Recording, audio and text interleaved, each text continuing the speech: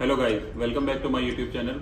मैं doctor Manoj Yadav. Guys, आज मैं आप लोगों को बताना चाहूँगा कि जो हमारा हार्ट अगर अटैक आने वाला है, अगर आपको हार्ट अटैक आने वाला है तो हमारी बॉडी हमें हार्ट अटैक आने से पहले क्या क्या सिम्टम्स हमें बताती है या क्या क्या हमें संकेत देती है। तो गाइज, आपने देखा होगा आजकल नॉर्मल जो लाइफ है इसके अंदर आपने सेलिब्रिटीज देखी होंगी, कितने सेलिब्रिटीज को हार्ट अटैक आया हुआ है, कितने सेलिब्रिटी हार्ट अटैक की वजह से एक्सपायर हो चुके हैं, दुनिया से जा चुके हैं। लेकिन ये हार्ट अटैक आता क्यों है, इसके क्या कारण हैं, इसको रोकने के क्या क्या उपाय हैं, या फिर हम इसको डिटेक्ट कैसे कर सकते हैं, कौन कौन से टेस्ट करवा सकते हैं, इन चीज़ों के बारे में मैं आपको बताना चाहूँगा। देखिए, जब भी अटैक आता है तो हमें नहीं पता होता कि हमें क्या क्या सिम्टम्स आने वाले हैं। तो इन्हीं सिम्टम्स के बारे में आज मैं आपके सामने डिस्कशन करूंगा। सबसे पहला सिम्टम्स होता है गाइस कि आपको चेस्ट पेन बहुत ज्यादा होने लगेगा। चेस्ट पेन के साथ साथ में आपको चक्कर आने लगेंगे, आपको वीकनेस बहुत ज्यादा फील हो सकती है, आपको वॉमिटिंग, नोजिया भी हो सकता है। आपके बाएं जो लेफ्ट हैंड होता है इसमें पूरे में आपको पेन आ सकता है। आपके शोल्डर में, चाहे राइट शोल्डर है चाहे लेफ्ट शोल्डर है, आपको दोनों शोल्डर्स में पेन भी आ सकता है। आपके रिब्स के बीच में भी पेन आ सकता है, आपको बैक साइड में भी पेन हो सकता है, जस्ट आपकी लोअर बैक में भी पेन हो सकता है। आपको कभी कभी इतना ज्यादा पसीना आएगा कि आपको समझ में नहीं आएगा कि प्रॉब्लम क्या है। आपकी बॉडी कभी कभी ठंडी भी हो सकती है। ये सभी दिक्कतें आपको एक साथ भी आ सकती हैं। हो सकता है कि ये सारे सिम्टम्स भी एक साथ हों, या फिर हो सकता है कि कोई एक सिम्टम्स हो जो बार बार आपको डिस्टर्ब कर रहा हो। तो गाइज, मैं आपको एक चीज और बताना चाहूंगा कि अगर इनमें से कोई भी एक सिम्टम्स आपको बार बार डिस्टर्ब कर रहा है तो आप सबसे पहले अपने किसी भी नजदीकी डॉक्टर के पास जाइए, अपने हार्ट स्पेशलिस्ट के पास जाइए। वहां पर आप जाते ही 2 टेस्ट करवाइए, जिनमें पहला टेस्ट होगा आपका ट्रोप-टी टेस्ट। ये ट्रोप-टी टेस्ट होता क्या है, इसके अंदर एक स्लाइड होती है, ये एक स्लाइड मेथड होता है जिसमें आपके ब्लड की 2 बूंदें डाली जाती हैं। 2 बूंदें डालने के बाद में ये आपको डिटेक्ट करता है कि आपको हार्ट अटैक है या नहीं। ये यस और नो के अंदर वेरीफाई करता है कि आपको अटैक आया है या नहीं आया है। फर्स्ट वन तो आपका स्लाइड टेस्ट हो गया, जिसे हम ट्रोप-टी टेस्ट कहते हैं। जो सेकंड वन टेस्ट है उसमें आ जाते हैं हम लोग ईसीजी के ऊपर।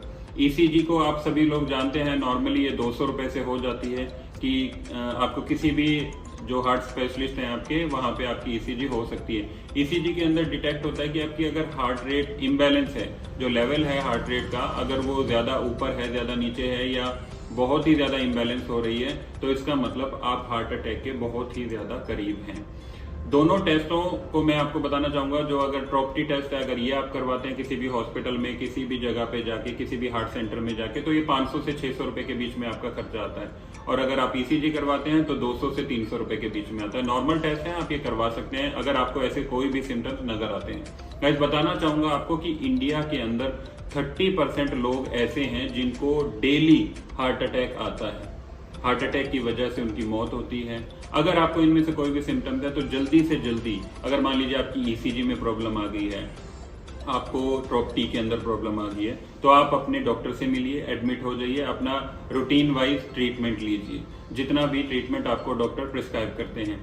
दूसरी बात ये भी हो सकती है कि अगर आपको बीपी में भी प्रॉब्लम आ रही है, आपका मान लीजिए लिपिड में भी दिक्कत है, आपके खून में भी गाढ़ापन है और काफी टाइम से ये रह रहा है, बार बार ठीक हो रहा है, बार बार फिर हो जाता है, आपको सांस लेने में दिक्कत है, या फिर आपका सांस काफी ज्यादा फूलने लग रहा है, तो भी आपको ये एक सिम्टम्स है कि आपको अटैक के सिम्टम्स आने लगे हैं, आपको हार्ट अटैक हो सकता है। तो गाइस, मैं आपको बताना चाहूंगा, सबसे पहले आप अपने टेस्ट करवाइए।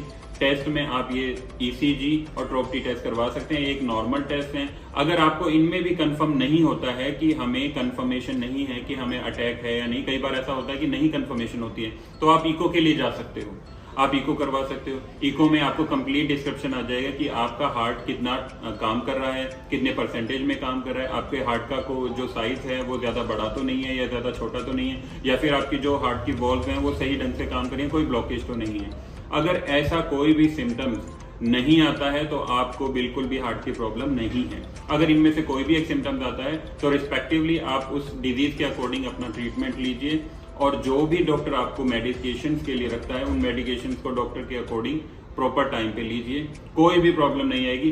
ध्यान रखिए कि अगर आप ज्यादा तला हुआ खाना खाते हैं, फास्ट फूड वगैरह खाते हैं, या फिर घर में बहुत ही ज्यादा तली हुई चीजें बनाते हैं, तो उनको अवॉइड कीजिएगा। अगर आपको इन चीजों में से कोई इन सिम्टम्स में से कोई भी एक सिम्टम है, अगर आपको सांस चढ़ने लग जाता है, आपको चलते चलते बार बार एकदम से झटका लगता है, आपको पेन होने लग जाता है, तो ये बहुत ही सीवियर कंडीशन होती है कि आपको अटैक बहुत ही जल्दी आने वाला है। गाइज मैं नेक्स्ट वीडियो में आपको ये भी बताऊंगा कि आपको अटैक अगर आने वाला है या फिर अटैक हो गया है तो उसके बाद कौन कौन सी मेडिकेशन है, कौन कौन सी मेडिसिन है जो आप रूटीन में ले सकते हो, अपने अटैक को बचा सकते हो। तब तक के लिए अगर आप लोग मेरे इस चैनल पर नए हैं तो प्लीज सब्सक्राइब कीजिएगा, लाइक कीजिएगा, कमेंट कीजिएगा। Thank you.